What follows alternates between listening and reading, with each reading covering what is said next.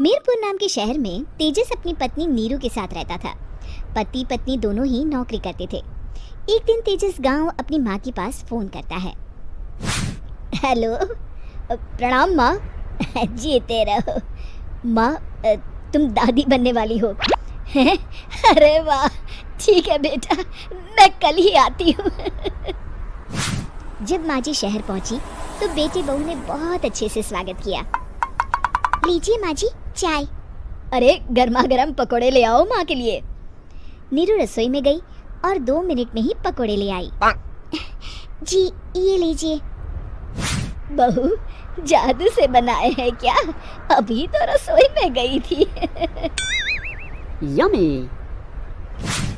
माँ जी, शीला रसोई में पकोड़े तल रही है, मैं बस लेकर आई। हे भगवान, मेरा धर्म भ्रष्ट कर दिया तूने। अब तो गंगा जल से शुद्धिकरण करना होगा। दूसरे दिन, माँ जी मैंने नाश्ता बना दिया है, ऑफिस जा रही हूँ। पर अभी तो घर का सारा काम पड़ा है। शीला आती ही होगी, झाड़ू पोछा बर्तन कपड़े वो सब कर लेगी। हमारे जमाने में घर का सारा काम हम ही करते थे। जी माँ जी, आप बहुत होशियार हैं, मैं घर ऑफिस दोनों नहीं संभाल पाती। तो जरूरत क्या है घर से बाहर जाकर चाकरी करने की? वैसे भी घर का काम खुद करने से घर में बरकत आती है, समझी? पर माँ जी। पर वर कुछ नहीं, इस महीने की पगार मिले फिर ऑफिस बंद है। हाँ। रात को नीरू तेजस से कहती है, सुनिए जी, माँ जी बोल रही थी कि मैं नौकरी छोड़ दूं। वैसे ठीक ही तो है, अभी तुम्हें आराम की जरूरत है। फिर भी आराम कहाँ, शीला को छुड़ाने के लिए बोल रही थी। तो अब 24 घंटे में इतना काम तो कर ही सकती हो। पर जॉब पसंद है मुझे, घर पर मन नहीं लगेगा। अगले दिन जब दोनों ऑफिस के लिए निकल रहे थे, मेरी तो कोई कीमत ही नहीं है इस घर में। माँ जी आजकल महंगाई बहुत है, रहन सहन भी बदल गया है, दोनों नौकरी करते हैं तभी ठीक रहता है। अच्छा, तू कहना क्या चाहती है? मेरा बेटा तुझे बिठा के खिला नहीं सकता? तू ही इस घर का खर्च चला रही है, हैं? नहीं माँ जी, मेरा वो मतलब नहीं था। मतलब खूब समझती हूँ, ये बाल धूप में सफेद नहीं किए मैंने। हाँ। अब तो ये रोज का काम हो गया था। तेजस भी रोज की झिकझिक से परेशान हो गया था। एक दिन उसने कहा, नीरू वैसे भी तुम्हें मैटरनिटी लीव मिलने वाली है, तो अभी से ही छुट्टी ले लो। पर क्या, मेरी सैलरी अच्छी खासी है। आखिर नीरू ने रिजाइन कर दिया।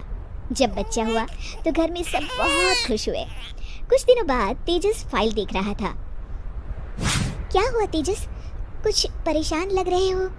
हाँ, वो हमारी जितनी सेविंग्स थी वो तो हॉस्पिटल में और छठी के फंक्शन में खत्म हो गई है नीरू। और अभी वैसे मंदी चल रही है तो मैं बोल रही थी कल मुन्ना को हेपेटाइटिस का टीका लगवाना है। नीरू, क्या पोस्टपोन नहीं कर सकते? नहीं जी, बिल्कुल नहीं। अब तेजस को समझ में आ रहा था कि उससे गलती हुई है। पैसों की कमी का असर घर के माहौल पर भी पड़ रहा था। अगले दिन, बेटा मेरा चश्मा और ये दवाइयाँ ले आना, पर्चा देते हुए माँ जी ने कहा। जी। तेजस, मुन्ना के लिए दूध का डिब्बा और डायपर भी ले आना, और ये किराने के सामान की लिस्ट है, इसे भी लाना है। तेजस गुस्से में लिस्ट मरोड़कर फेंकता है और चिल्लाता है, पैसे क्या पेड़ पर उगते हैं? ये ले आना, वो ले आना। अरे पर ये जरूरत का सामान ही है। वो गुस्से में बिना कुछ कहे ऑफिस चला गया। अरे लंच तो ले जाइए। नीरू दौड़कर डिब्बा पकड़ाती है। एक दिन खाना खाने के बाद, नीरू, अब तो मुन्ना कुछ बड़ा हो गया, तो अब तुम वापस ज्वाइन कर लो ना जॉब। पर इस रिसेशन में जॉब मिलना बहुत मुश्किल है। ट्राई तो करो। फिर मुन्ना? माँ जी है ना, और एक फुल टाइम मेड भी लगा लेंगे। पर माँ जी, उन्हें तो पसंद नहीं। तभी माँ जी वहाँ आ जाती है और प्यार से नीरू के सर पर हाथ फेरते हुए बोलती है, अब मेरी समझ में आ गया बहू, पहले के और अब के समय में अंतर है। तुम काम शुरू करो, मुन्ना की जिम्मेदारी मेरी।